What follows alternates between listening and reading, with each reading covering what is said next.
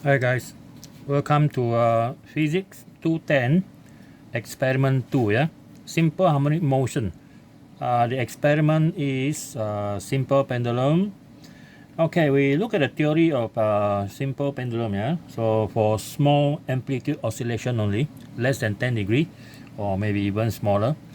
So the period of oscillation of a simple pendulum is given by this formula. Okay, that's a formula. By rearranging them, we can get this one. You square both sides, you get t square equal to 4 pi square L over g. Okay, so the purpose of this experiment, if you look at it, is to determine the gravitational acceleration g. This is the one, okay, g, by using simple pendulum. Well, it looks very simple, the experiment, but there's a lot of things you have to take care of, yeah. So now, according to this equation number 2.2, so if we rearrange this equation, it's going to become t squared is equal to 4 pi square over g, and then this one. So if we plot a graph of t square against L, we are supposed to get a theoretical straight line, okay, a straight line like that. And then if everything are in SI unit, then we can find the gradient. Let's say the gradient is m, okay, gradient is m. So this gradient is going to equal to this one, 4 pi square over g. So from the equation here, we can calculate the g, 4 pi square over m, where m is the gradient of the graph. All right. So well, that is theory. So we need to set up the experiment like this. Okay, so why it says that the amplitude must be less than the angle for the oscillation is must be less than 10 degree, or in other words, the amplitude here. See, the amplitude, we call this one the amplitude A. This A here must be less than, if I'm not mistaken, should be like 4%. Okay, it should be like 4%. Yeah. So 4% of what? This one must be less than or equal to 4% of the L. See, the length here, the amplitude of the oscillation. Why we put it 10 degree? Because we want the amplitude, according to theory, must be less than 4% of this one. So actually, if this one is 100 centimeter, so this one can only be 4 centimeter. How many? About 4 centimeter, right? 4 centimeter only. So it's actually a very small displacement. Okay. Another way to look at it is our equation. Okay, so for equation, much more complicated equation for this simple harmonic motion is there is a correction factor. Okay, correction factor, which is given by this. Okay, let's say the correction factor is alpha is equal to 1 plus this one 1 over 4 sine square, we use beta. Okay, beta. So here will be alpha over 2. Alpha is this one. This one is alpha. Okay, so this one here is the alpha. And then plus 9 over 64 sine power 4 alpha over 2 plus blah blah blah. So the equation is a very long equation. It's a series. Okay, it's a series. Normally it's come from De Moivre. Okay, it's coming from De Moivre theorem. Okay, De Moivre theorem, which you expand the equation for simple harmonic motion, and you get this correction factor. So if you look at this equation, if you want the correction factor to become 1 only, which is the minimum, your alpha must be as small as possible. Okay, as small as possible. So, but of course, it cannot be 0. If it is 0, then what happens is your pendulum is not swinging, isn't it? Okay. So, to get the best result, we always what we call it, we only allow, or in other words, we say that we make sure that the angle here is less than 10 degree. Okay, less than 10 degree. Now, let's look at the situation in other way. Now, let's say we have this 4% of the L, right? And let's say the L is 1 meter. Okay, let's assume. Okay, assume L is 1 meter, which is 100 centimeter. And then this one we want it to be 4%, right? So 4% of 100 is 4 centimeter. So our A is 4 centimeter. And now from these two, we know that this is a triangle, which is 90 degree. So we have L, we have A, we can use sine. So assume that our sine alpha is equal to A over L, which is 4 over 100. So we can calculate the alpha. Let's see what we have here. Arc sin. Okay, and this one is 4 divided by 100, right? So we're going to get this about 2.29. See, theoretically you're supposed to have like around 2.29 degree. You know that 2.29 degree is extremely small. It's very difficult actually to swing your pendulum like that. Okay, you're going to have a lot of error doing that. Yeah? So we just assume that we make it about 10. Actually it's supposed to be 5 okay, supposed to be 5 better. So 10 is okay. So because the uncertainty, I believe it is not really that big for this type of experiment. Okay, now that one is our the theory why we want this one to be as small as possible. All right. Okay, so now you know why we want you to actually displace the pendulum bob only slightly, right? Small angle, to create a small angle on it. Okay, so now you set up the experiment, you do the experiment, and then we have this result. Thank you to the student that gave me the result that they have. So this is the result that I actually download directly. The student gave it to me, so I don't know which group, forgotten which group already. So the data here, I transfer to my table here, okay, and I double check. There are some actually calculation error here. So the experiment start with 55 centimeter because they are using meter rule, so you're supposed to get 0.5500 in meter. So until 80 centimeter, okay, 6 set of data. The time first trial is 30.53 second plus minus 0.01. So this one is our digital stopwatch until you have 38.37 when you reach 80 centimeter. And for the second time, second trial, and then you get an average, TAV average, we get this. And then the period is because we ask students to calculate for 20 oscillation. This time here is for 20 oscillation, so there is a correction here. 20 complete oscillation, because 10 oscillation I think is too short. If I design an experiment, I will ask them to do 100 oscillation. Okay, 100 oscillation. Okay, next. So the period is this one, starting from 1.54 seconds plus minus 0.01 second for 55 cm and until 1.89 for 80 centimeter. Okay, and then we square it. The purpose why we square is because this one, okay, t squared, and then we already have the L. Okay, in meter, we have t squared in second square, so now we can actually plot a graph. All right, so let's plot a graph here.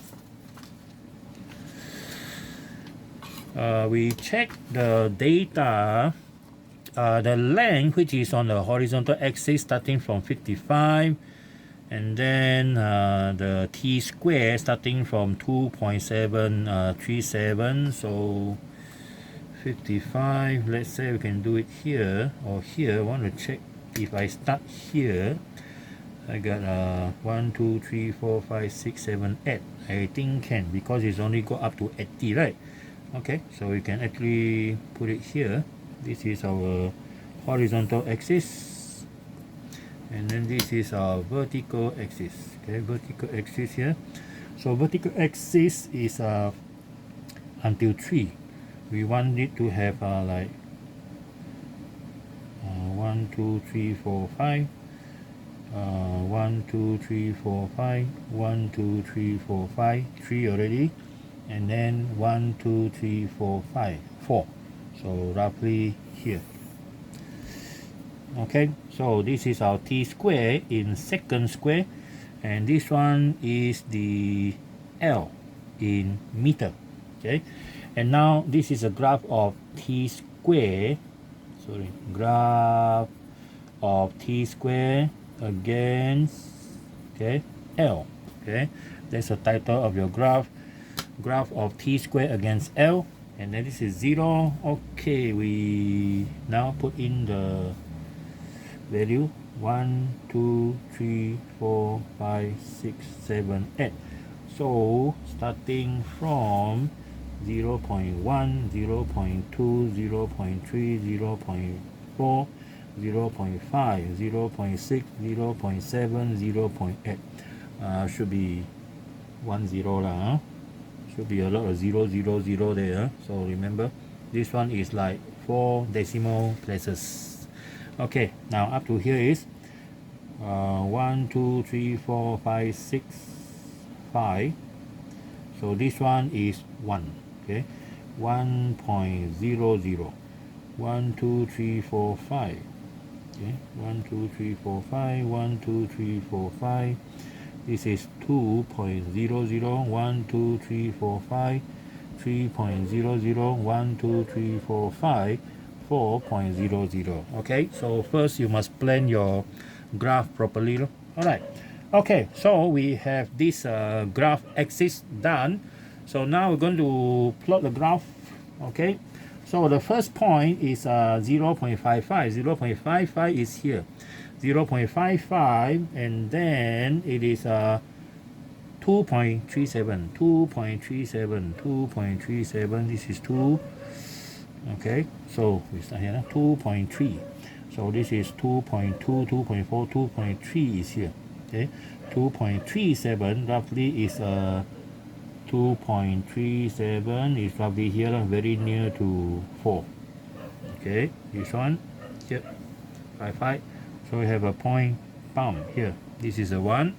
Alright, and then the next one 0.6. This one here, so 0.6, 2.62.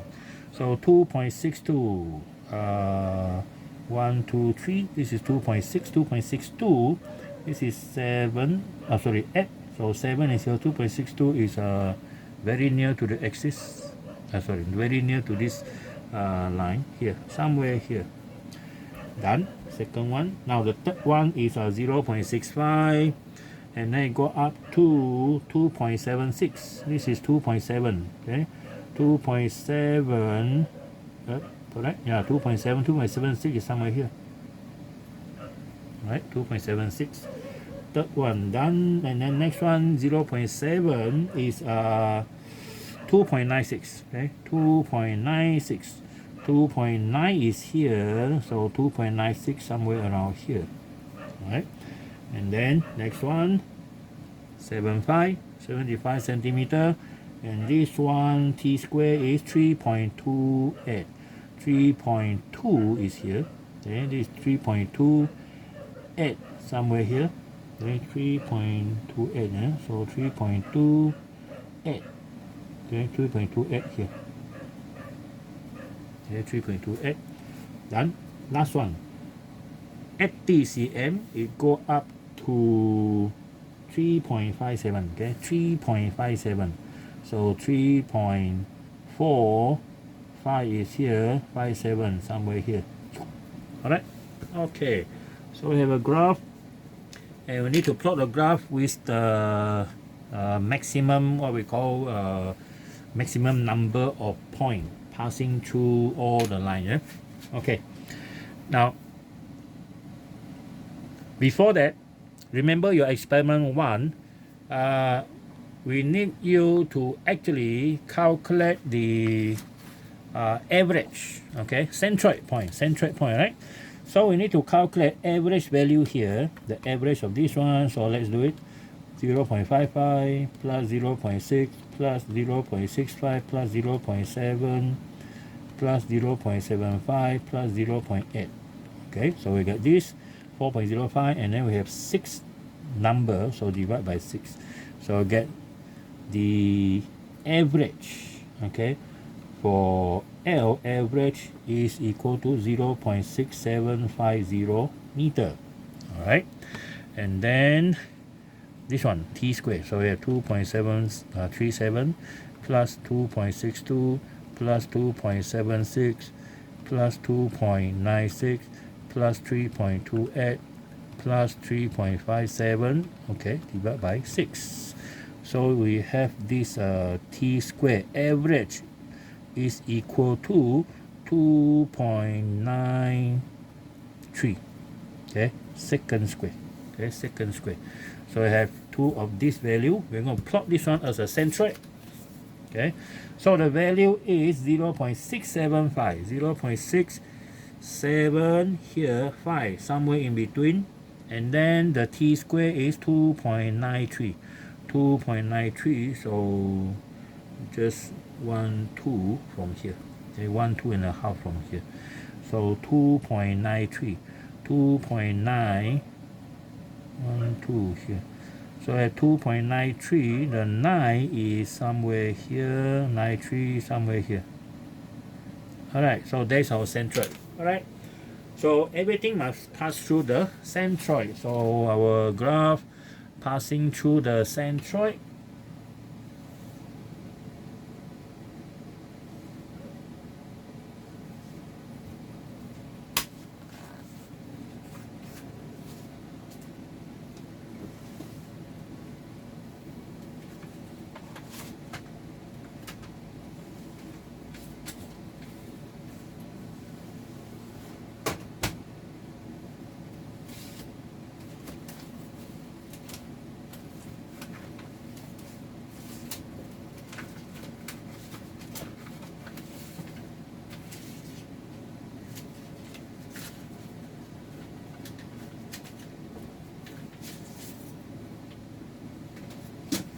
Okay, I get a better ruler here. Transparent, easier to see.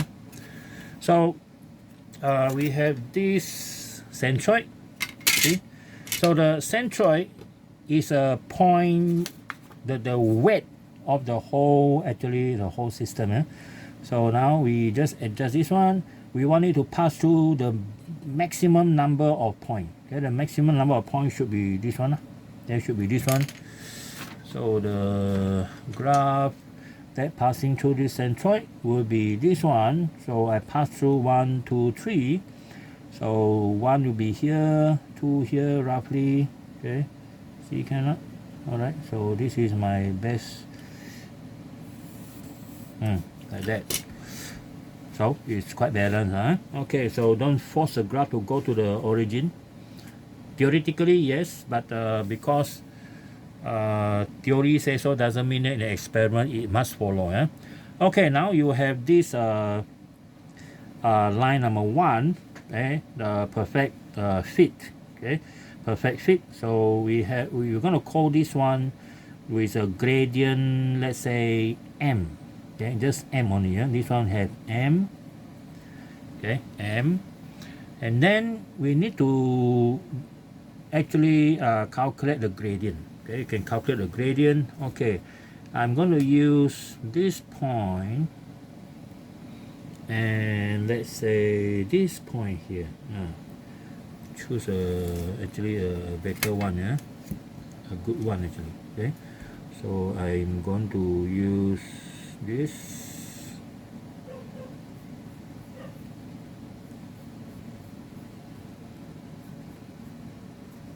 Here and here.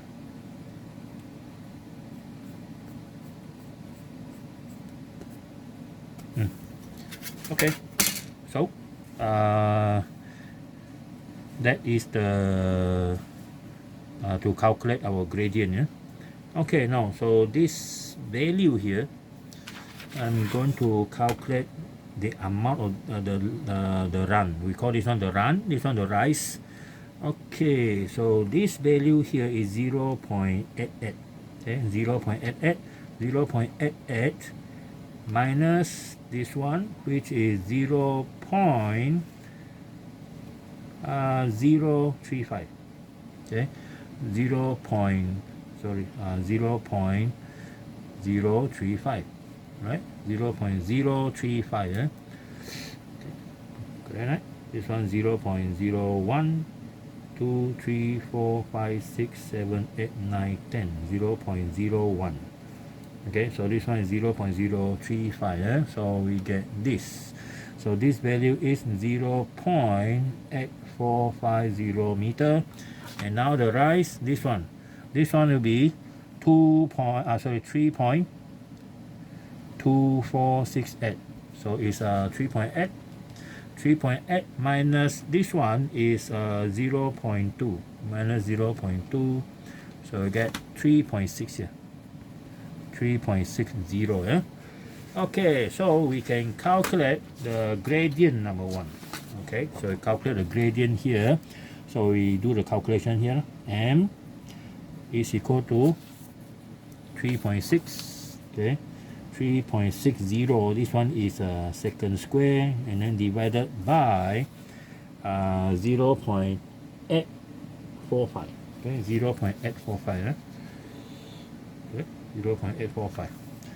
0.8450. Sorry, in meter. Yeah, in meter.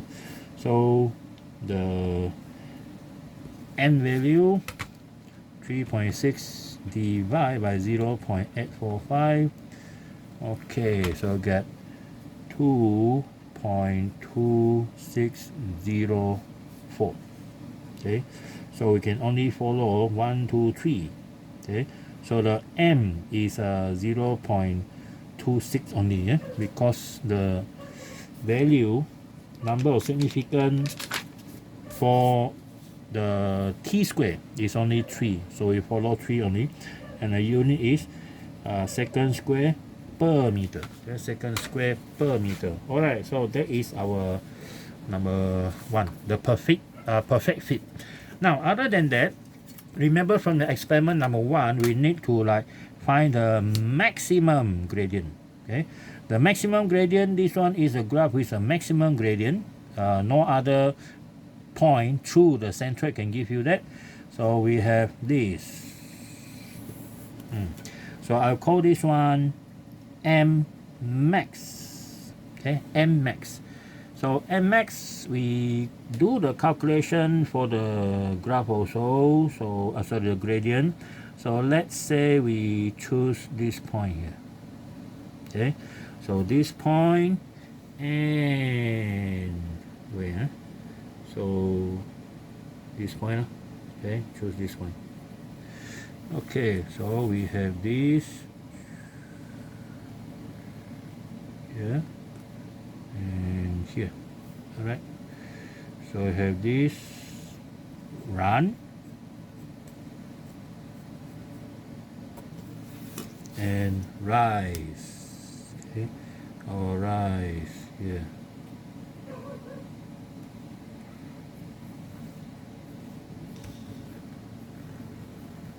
Alright, okay, so the M max, the rise, run first, yeah? Okay, the run, this one is 0.835, 0.835 minus this one is 0.285, 0.285.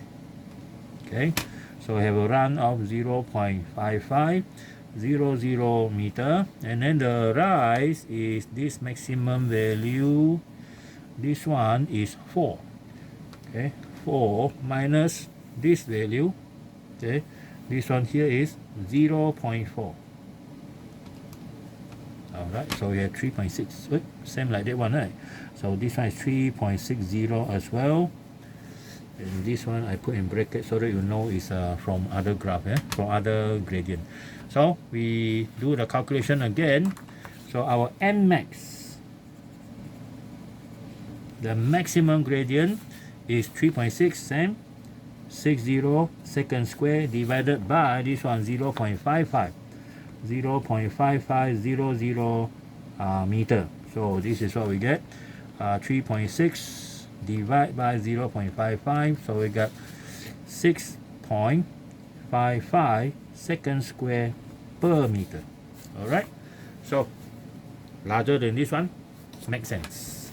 Next one, lower one. Okay, a lower graph. Okay, so if I pass through the central point, I can get this one passing through this point, and this graph is going to give you the lowest gradient. Okay, the lowest gradient. Okay, we're going to use this point, and also let's say this point. Okay, this point here. Okay, so we have this graph, horizontal line, will run from here up to here, and then we have this. Normally after you draw, you're going to get a very messy graph already. Okay, 90 degree. Okay, first we look at the run. The run is 0.8 minus this one. That one is 0.09. Okay, 0.09. Alright, so we have the run is 0.7100 meter. Okay, double bracket is for M minimum. Oh, sorry, forgotten to read. This is M min. Okay, M minimum. Okay, now the rise. This one is 3 point, let's say 15. Okay, let's say 15, 3.15, 3.15 minus this one. Okay, minus this one. This one is 1.8, 1.8. So I got 1.35. Okay, double. Okay, so we now calculate the next one. Okay, calculate the next one. M minimum is equal to, okay, the value is 1.35 second square divided by the run 0.7100. Okay, meter. Alright, 1.35 divided by 0.71, we get this 1.90 second square per meter. Alright, so makes sense, smaller than this one. Okay, alright, so now we have the value here. So if you remember your experiment number 1, if you remember the graph, this is what we have. This is your experiment 1, t against alpha, angular acceleration. Okay, you also have the symmetry graph. Okay, and then you have this for your calculation. Alright, so our gradient, okay, where is our gradient? The gradient was calculated somewhere here. Okay, this is your gradient. You have your gradient M, the perfect fit. This is a maximum and this one is a minimum. And then after that, you're using this formula again. This one here. This one is for the purpose to calculate what we call that, the uncertainty also as well. So the formula, we follow the same formula here. The M, yeah, we calculate the M first. Later we're going to use that M, okay, the gradient, to do the calculation for our G. Okay, so we have this, where's our graph? This is our graph just now. So now this is the one that the data that we have just now. So now our maximum value is here, minimum. So now we're going to use this side here to do the calculation. Okay, we write down the formula first. Okay, our M, okay, our M value is equal to M max plus M min divided by 2, and then plus minus this one, M max minus M min divided by 2 also. Okay, so now we have the value. N maximum is 6.55. 6.55 plus the minimum is 1.90 divided by 2 plus minus this one 6.55 minus 1.90 divided by 2, and the unit will be second square per meter. Okay, let's calculate. Now 6.55 plus 1.9 divided by 2, so you get 4.225. Okay, we just write down like that first. Yeah, we want to look at the uncertainty behind it. Okay, then we have 6.55 minus 1.9, and then divided by 2, we have 2.325. 2.325 second square per meter. Alright, this is what we get, but remember our uncertainty does not follow ordinary mathematics, right? Okay, we don't follow ordinary algebra. We round up everything to 3. So you write down 4.225 plus minus 3. Okay, 3, and this one is second square per meter. And since the uncertainty is plus minus 3, this one has to follow also. So we have 4 plus 3. Okay, second square per meter. Okay, second square per meter. Alright. Okay, so that is what we have. Okay, for our the value there. So actually you see here, this data, okay, the data here is not a very good set of data, because if you look at this, the uncertainty is like very close, about 70% of number 4. Okay, not a very good result. Okay, not a very good result. Okay, so after that,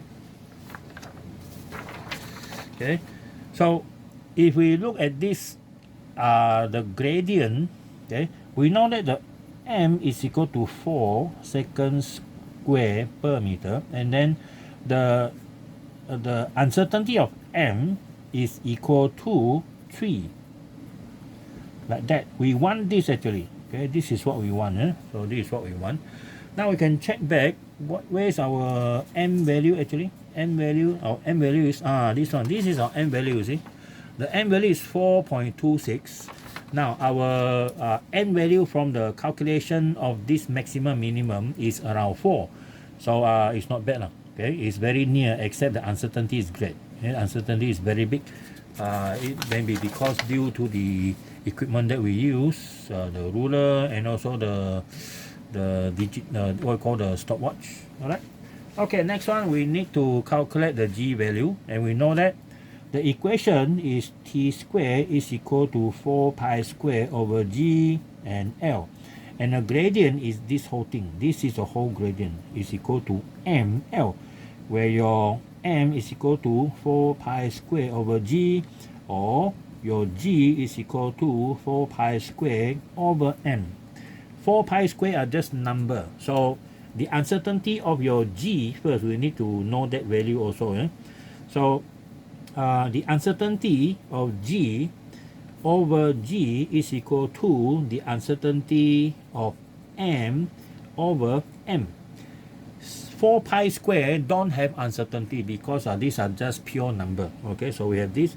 So that means we can calculate the uncertainty of g using this formula. Alright, this is the one I'm going to use to do the calculation. Okay, so now we come back to the g value. Okay, from here we do the calculation for the g first. You have 4 pi square over m. Your m is 4. Okay, your m is 4. So we calculate the value. See what happens? 4 times pi square. Okay, we get this.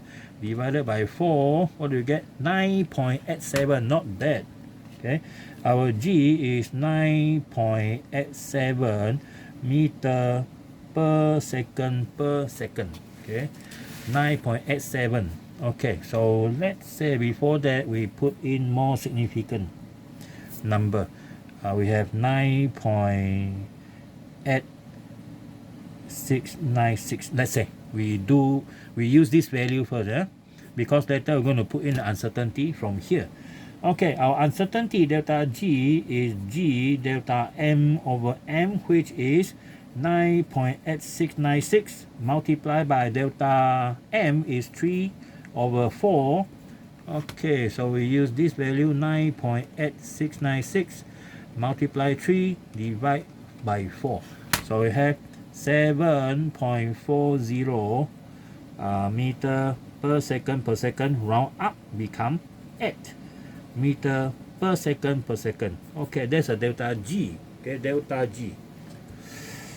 Okay, now so our G value, the G is written down as, because this one is one significant, you round up, it becomes 10. So we have 10 plus minus 8 meter per second. Well, the value is actually like quite near to the theoretical value, which is 9.81. Round up equal to 10. That is normally the value that we use for calculation that does not require very high accuracy. So anyway, the plus minus 8 is the one that get us worried. Okay, because from calculation we get the uncertainty. How many percent of this one? Uncertainty divided by this one is 80%. The uncertainty 80% of the number.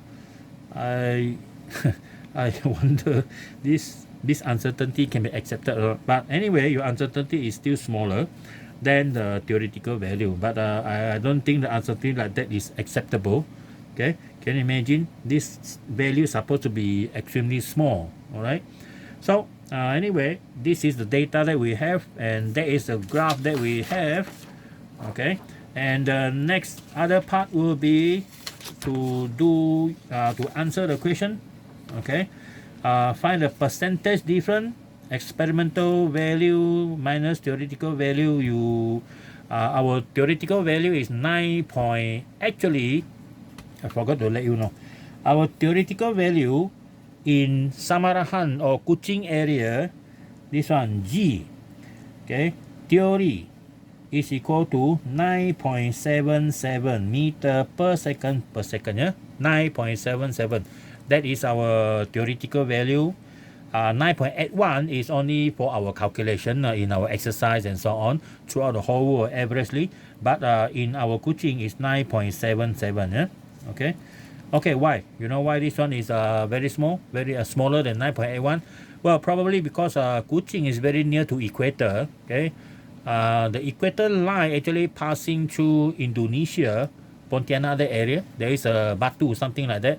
You can see actually it shows that the equator line passing through that point. So maybe if you really want to get the smallest value, even smaller than 9.77, you can shift your whole experiment. You can actually do an experiment in Pontianak that side. Find that batu there, okay, and then you start doing an experiment, swinging a pendulum there. Maybe you can get value that is smaller than 9.77. But this value is actually done by a few professor in UNIMAS. So thank you to their contribution to the 9.77. Okay, so we adopt their value. We assume that their value is acceptable. Okay, 9.77. All right, so after that, you write a conclusion and then submit your report for experiment 2. All right. Okay, done. So that's it. I'm going to see you again in the next video for the Archimedes experiment. Yeah, Archimedes. All right. So good luck.